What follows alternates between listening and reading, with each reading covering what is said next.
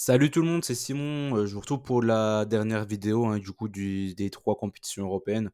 On va terminer par la Ligue Europa de l'Olympique de Marseille, bien évidemment, hein. On termine en beauté. On va faire un petit récap du week-end précédent et un petit bet sur tous les matchs. Moi, j'ai pas chopé des grosses cotes, que ce soit en Ligue Europa Conférence ou en Ligue Europa. Bien évidemment, là, je vais surtout chercher les équipes qui ont vraiment besoin de gagner, voire de choper le petit nul pour assurer leur place. Et je pense qu'il y en a pas mal qui vont faire le strict minimum. Ça sert à rien de prendre trop de risques. Vaut mieux prendre 3 ou 4, un combiné de 3 ou 4 un peu plus, on va dire, safe que de tenter deux victoires sèches, je pense, sur cette journée de jeudi. Et il y a tellement de matchs, franchement, qu'il y a moyen de trouver, quand même, mine de rien. Par contre, je vous ai pas donné mes confiances, que ce soit en Ligue Europa Conférence et en Ligue Europa, tout simplement parce que je vais faire des combinés sur les deux et sur les deux, au fait, en même temps, en fait. Donc, il n'y a pas vraiment de sur l'un ou sur l'autre. Par exemple, sur la Ligue Europa Conférence, clairement, je vais partir sur Lille et Fenerbahçe dans mon CF. Ça, c'est clair et net, ils y seront les deux. Et je vais certainement combiner avec deux de l'Europa League. Et je pense que j'aurai mon CF, j'aurai ma cote à deux en combinant 4 matchs. Voilà, tout simplement. Donc, c'est pour ça que je ne l'ai pas fait. Je vous les donnerai sur Telegram au pire, je ferai ça. Allez, on attaque l'Europa League. L'Europa League d'il y a 15 jours, l'AEK qui avait perdu contre Brighton, je sais pas si c'est sur Brighton ou nul, là c'est pareil, c'est un match c'était un peu compliqué, hein. On aurait pu croire qu'il aurait pu y avoir un over, mais même pas, il est pas passé. L'Atalanta contre le Sporting, l'Atalanta au nul c'est passé, Fribourg l'over largement, le Maccabi a bien pris sa petite branlée contre Rennes, ça c'était prévisible. Le Sparta contre le Betis, pareil, c'était une bonne surprise je pense, hein. Le petit Sparta au nul, je voyais pas le Betis tout simplement parce que dans tous les cas, il leur fallait un bon résultat pour terminer à la maison. Donc du coup, ça sera ce jeudi. Sur Mraz contre Rakov, là, par contre, je me suis fait avoir. Je suis bien surpris quand même que les Autrichiens ont réussi à perdre comme ça contre les Polonais sur ce match-là. Ça me surprend pour moi, c'est une bonne petite douille ça quand même. West Ham du côté de Topola, ils ont fait le taf à la toute fin de match. Voilà, ils étaient pas obligés de gagner, ils ont fait vraiment le strict minimum. Ensuite, Leverkusen, j'ai parti sur deux buteurs. Malheureusement, c'est pas passé. J'ai pas eu de chance, que du coup, il a quand même mis Boniface. Si Boniface allait être titulaire, forcément, je l'aurais pris. Il a voulu le remettre en confiance, comme il n'avait pas marqué depuis un petit moment. Et du coup, bien évidemment, il a marqué au bout de 15 minutes. Là, il a mis une petite tête assez facile et tout seul, quoi. Tout seul, il a plus qu'à la poser. Et après, il y a Chic qui est rentré, donc c'est lui qui a marqué le deuxième, malheureusement pour nous. Liverpool gagne over 1,5 facile. L'Ajax marque, puis ils ont mis 3, c'était sûr. Molde, Karabag, l'over 1,5 largement. Rangers. Et Rangers, pour moi, c'est une grosse douille, hein. Ça, par contre, qui ne gagne pas contre l'Aris Limassol comme ça à la maison, ça, pour moi, c'est une énorme douille, hein. Je pense que c'est peut-être la plus grosse. Clairement, ce que c'est Sturmgras. Entre Sturmgras et les deux buteurs à Leverkusen, je peux pas appeler ça une douille, hein. Ça risque forcément quand tu joues des buteurs. Et les Rangers, pour moi, c'était la grosse douille de la journée d'Europa League il y a 15 jours. Le Slavia a gagné. Ben, par contre, c'était compliqué, hein. Ils ont marqué des buts en toute fin de match. Le Servette et la Roma, l'over 1,5. Heureusement que j'étais parti sur ça. Toulouse, l'Union Saint-Gilloise, on s'en sort plus que bien, parce que l'Union Saint-Gilloise, ils ont dominé tout le match. Ils auraient dû s'imposer du côté du TFC. Villarreal Pana, over 1,5. Ça s'est passé plus que largement, encore une fois. Il y a eu 5 buts, hein. Donc on était vraiment très très large. Bon, globalement, les résultats ont été magnifiques, hein. Franchement, on va appeler un chat un chat. Là, c'était parfait. Dans les trois compétitions, de toute façon, tout s'est très bien passé. Donc là, vraiment, j'aimerais bien faire au moins autant qu'il y a 15 jours. Moi, les cotes, elles sont un peu plus faibles, qu'il y a 15 jours, de ce que j'ai pris. Mais bon, on s'en fiche. Ce qui compte, c'est d'avoir un bon pourcentage de réussite au final pour se permettre d'en combiner. D'habitude, j'en combine deux. Là, il faudra peut-être en combiner trois. 3 pour avoir une bonne cote. Mais bon, donc forcément, faudra juste pas que si le pourcentage reste autour de 80%, avec les cotes sont un peu plus faibles, bah c'est très bien, on arrivera à choper ce qu'on veut, et tant que les grosses confiances passent, on va dire, ça restera très bien. Allez, on attaque le groupe A. Le groupe A, du coup, West Ham, Fribourg, Olympiakos, TSC Topola. TSC Topola qui ont pris qu'un point pour le moment, et c'était à domicile contre l'Olympiakos justement. Donc du coup, il y a deux matchs en jeu. Topola en gagnant Olympiakos passerait troisième. Du coup, il serait reversé en Ligue Europa Conférence. Et West Ham contre Fribourg, bah, ils se départageront la première place. Tout simplement, pour savoir qui arrivera en huitième et qui devra passer par les barrages des 16e. Donc c'est quand même assez important. Ce premier match, West Ham a besoin que d'un nul. Donc comme vous avez bien compris, ce que je vais faire là, c'est que je vais partir sur ça. West Ham ou nul ici. West Ham ou nul, victoire 1-0. Fribourg en ce moment, ils me gonflent, ils gagnent tous leurs matchs 1-0. C'est vraiment chiant. Mais je vois pas West Ham ne pas faire au moins un nul contre Fribourg. Au pire, ça fait 0-0, je m'en fiche. Ça passera. L'Olympiakos contre Topola, ben là du coup Topola ils vont être obligés de se livrer pour aller chercher cette place, mais je pense qu'ils sont nazes tout simplement, donc je pense que les Grecs ils vont passer plutôt tranquillement ce match-là. Je suis parti sur une victoire de l'Olympiakos de but à 0. Même s'ils ont besoin que d'un nul encore, mais là je pense que bon, il y a quand même un gros écart de niveau. Hein. Topola ils ont vraiment pas eu le niveau tout le long du groupe et des phases de qualification. Le groupe B ensuite. Le groupe B, c'est le groupe de l'OM. L'OM, Brighton, l'AEK Athènes et de l'Ajax. L'Ajax qui est dernier, encore avec 2 points, mais ils reviennent vraiment pas mal. Franchement, là dernièrement, en championnat, ils gagnent tous leurs matchs. Ils ont perdu 4-3 du côté du Vélodrome, mais c'était un gros match. Ils ont même fini à 10 et tout. Donc franchement, ils sont pas si mauvais que ça. Je trouve, là, ils reviennent plutôt bien depuis le changement de coach. Brighton à la maison comme ça, contre l'OM, Brighton, le BTTS passe tous les matchs. Là, l'OM, on reste sur un bon petit match du côté de Lorient, avec 4 buts avant la mi-temps. La deuxième mi-temps, bon bref, ils ont géré le résultat, etc. Bon, Gattuso, il a pété un câble, je comprends pas, tu gagnes. Tu marques que 4 buts à l'extérieur, etc. Tes joueurs, ils décident de marcher en deuxième mi-temps. Bon, bref, ils n'ont pas sué non plus que ça, ils ont gagné 4-2, sans trop transpirer, hein, mine de rien. Donc je comprends pas pourquoi tout son cirque là aussi, au bout d'un moment, faut pas déconner. Il a persisté avec sa défense à 5, on a bien vu, hein, de toute façon c'était prévisible, que c'est ce qu'il fallait faire, hein, tout simplement du côté de l'OM. Quand t'as pas de très bons défenseurs centraux, il faut en mettre 3, t'as pas le choix de toute façon, au haut niveau. Donc voilà, je pense que c'est très bien. Balerdi, Gigot et Mbemba ne sont pas des top défenseurs. Donc à partir de là, si vous les mettez les trois ensemble, vous avez plus de chances de vous en sortir, hein, c'est une évidence. Et en plus, ça permet à Klaus et Lodi d'apporter offensivement un peu plus et de dégager pas mal de boulot défensif pour Unai notamment, qui n'aime pas trop, hein, beaucoup travailler défensivement. Donc ça franchement, c'est top. Moi, j'aime beaucoup cette compo là actuelle. Vitinha, Aubameyang, ça marche très bien. T'as Aubameyang en ce moment qui marche sur l'eau. Donc je les vois clairement marqués du côté de Brighton. Et je ne vois pas l'OM ne pas prendre de but non plus. Donc je suis parti sur un BTTS ici, ça me semble être une évidence. Je suis parti sur un petit avantage Brighton, mais je pense que l'OM est tout à fait capable d'aller chercher ce petit nul qui leur suffira pour accéder, enfin pour garder leur première place. Ils en sont capables. Franchement, ils ont l'effectif, je pense, pour embêter Brighton. Brighton, ils vont être obligés de se livrer. Aubameyang, Vitinha en contre-attaque avec Unai pour essayer de percer les lignes, ouvert et tout par la passe. Je pense que c'est largement faisable. C'est largement dans leur corde et ils peuvent le faire. Là, je suis parti sur un petit avantage quand même Brighton du fait qu'ils soient quand même à domicile. Et je me souviens du match aller. Hein, l'OM avait marché sur Brighton pendant 60-65 minutes. Ils menaient 2-0 et au final, en fin de rencontre, Brighton aurait dû s'imposer clairement au Vélodrome. Donc voilà, je le vois comme ça, je vois un match à but clairement. Pourquoi pas l'over de 5, ce que vous voulez, mais de toute façon, dans tous les cas, les deux équipes devraient marquer ici. L'Ajax contre l'AEK ensuite. De toute façon, vous voyez, hein, l'OM, je les mets rarement gagnants. Moi, quand tu supportes l'OM, de toute façon, enfin moi, le club que je supporte, je les mets rarement gagnants. Et je joue rarement du coup d'argent dessus. Euh, je les mets souvent en BTTS ou même là, j'avais joué l'Ajax par contre, marquer un but contre l'OM. Pour moi, ça semble être une évidence et je préfère jouer ça. Comme ça, même s'il gagne, je suis content. Et si mon bet passe pas, franchement, je m'en fous. Moi, je serai content dans tous les cas. Et par contre, là, je le jouerai pas clairement le Brighton gagnant. Je jouerai que le BTTS sur ce match-là.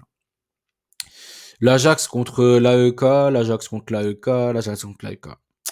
Chaud. Le match aller, il me semble qu'il y avait eu un nul. Il y a eu un partout, il me semble.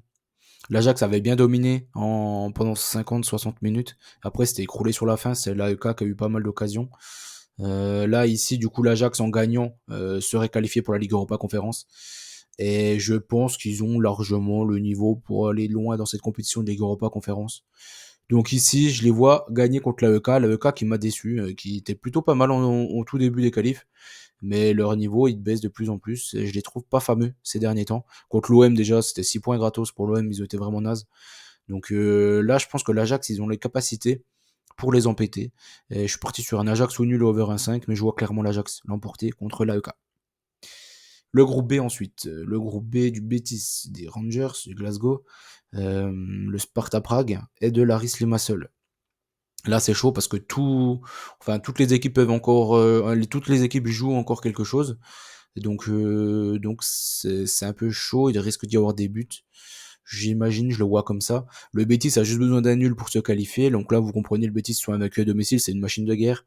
Donc là, je vois le Betis au nul, clairement, sur ce premier match. Ça sera forcément dans un de mes safe. Ça, c'est clair et net. Je vois pas les Rangers aller gagner du côté de Séville. Ensuite, Laris Limassol, je pense que je le prendrai avec West Ham au nul. Ça m'en ferait déjà deux, j'aurais plus qu'à rajouter un troisième, je sais pas ce que je vais prendre. Je vais voir ça comme ça. Laris Limassol contre le Sparta Prague. Et là, du coup, Laris Limassol, ils ont perdu 3-2 à l'aller. Ils sont obligés de gagner d'au moins 2 buts d'écart contre le Sparta Prague pour leur passer devant ici. Donc forcément, je vois un match spectaculaire. Ils sont obligés de se livrer. Le Sparta Prague, c'est une meilleure équipe sur le papier. Même si on voit qu'ils sont un peu décevants quand même, hein, au final. Je trouve qu'ils ont que 7 points. Ils ont joué contre un Betis qui n'a pas joué. Ils ont 7 points, dont l'équipe B du Betis, plus l'Aris Limassol à la maison, ça fait déjà 6 points. Je trouve que c'est pas énorme. Ils auraient pu se qualifier plus facilement. Je pense le Sparta Prague. Quand on voit le Glasgow Rangers qui fait un nul à domicile contre l'Aris Limassol, ils avaient la place, quoi, du coup. Je pense que le Glasgow Rangers, ils ont peut-être perdu gros sur ce match-là. Parce que si le Sparta Prague gagne, Rangers perdent, ou même font nul, bah, du coup, bah, c'est eux qui se retrouvent, le dadon de la force à se retrouver en Ligue Europa Conférence. Donc à voir. Et là ici clairement je vois des buts, une équipe qui sera obligée de se livrer l'over de buts. Et j'ai pris un avantage moi, Harris Limassol. Voilà, je sais pas trop. Je ne sais pas trop. Ça ne m'étonnerait pas que le Sparta Prague déçoive ici. Le groupe D, Atalanta Sporting, ça c'est figé. On sait le premier, on sait le deuxième. Oui, puisque l'Atalanta a battu le Sporting, donc du coup, ils sont forcément devant eux au goal average particulier. Après, donc du coup, ce qui va nous intéresser, c'est la place du troisième, entre Sturm Graz, les Autrichiens, et les Polonais de Rakov. Sturm Graz, ils ont perdu gros, hein, du coup, en perdant contre les Polonais à la maison, sinon c'était acté déjà ça. Donc ça va être chaud. Le Sporting ne joue plus rien, Sturm Graz joue leur qualif. J'ai préféré prendre Sturm Graz marque au moins un but. Ici, je suis parti sur un nul, mais ça me donnerait pas quand même que le Sporting arrive au final à gagner. Mais bon, ouais, ils sont pas obligés, à mon avis, ils vont pas non plus trop se fouler, eux, là, sur ce match-là. Rakov, ouais, j'ai déjà posé du coup. Rakov, je les ai mis en marque un but contre l'Atalanta, pareil, à domicile, les Polonais. Faudra voir, ça sera en fonction aussi du match, de l'autre match. Si le Sporting mène 3-0 à la mi-temps, Rakov, voilà, ils vont pas non plus se donner un max, ils vont jouer le 0-0. Donc je vois pas énormément de buts, ça ne m'étonnerait pas que ça se termine avec peu de buts ici. Puisque Rakov, ouais, en gagnant 1-0, faudrait que Sturm Graz gagne au Sporting, donc c'est très chaud, j'y crois pas trop. Donc Rakov, ça me semblerait pas qu'il fasse le strict minimum ici. Rakov ou nul, j'ai hésité entre Rakov ou nul ou Rakov marque. Le groupe E. Le groupe E, l'Union Saint-Gilloise, Liverpool, l'ASC et le TFC. Le TFC qui a fait un match catastrophique hier du côté du Parc OL. Lyon qui a marqué 3 corners. Les 2 premiers sur 5 corners. Le troisième, il y avait tous les défenseurs devant. Donc ça devait être un coup franc ou un corner. Je crois que c'est la suite de corner à chaque fois. Donc voilà, il laisse tout seul la casette, tout seul le 9, le seul atout offensif au final de Lyon. De tout seul sur tous les corners. Enfin bref, c'est catastrophique. Mauvaise défense. Là, ici, ils jouent leur qualif. Le problème, c'est que ça va être un peu dramatique parce qu'au final, l'Union Saint-Gilloise joue contre Liverpool. L'Union Saint-Gilloise qui, en gagnant contre Liverpool, se retrouve ex aequo avec Toulouse. Toulouse contre l'Union Saint-Gilloise, ils ont fait 2 nuls. Donc ça va jouer au goal average. Donc l'Union Saint-Gilloise peut encore passer devant Toulouse en cas où si Toulouse perd aussi du côté de l'Autriche. Donc là, ça va être chaud. Mais c'est un scénario qui, pour moi, est largement prévisible. Et c'est sur quoi je suis parti. L'Union Saint-Gilloise contre Liverpool. Liverpool, c'est les deux frères McAllister qui s'affrontent. Même s'il y en a un qui est blessé. McAllister de Liverpool est blessé. Mais là, l'Union Saint-Gilloise, je les vois un minimum marqué contre Liverpool. On a bien vu que Liverpool, ils étaient un peu cuits. Là, sur le match de ce week-end, c'était à Crystal Palace. Ils étaient cuits bouillis, hein. Franchement, ils s'en sortent plus que bien. On va y revenir plus tard. Mais ils étaient vraiment cuits bouillis. Donc ici, je pense qu'ils vont faire vraiment l'impasse sur ce match-là. Je vois l'Union Saint-Gilloise s'imposer. Ça ne m'étonnerait pas du tout. Ensuite, le Toulouse contre l'Asc. Toulouse contre l'Asc.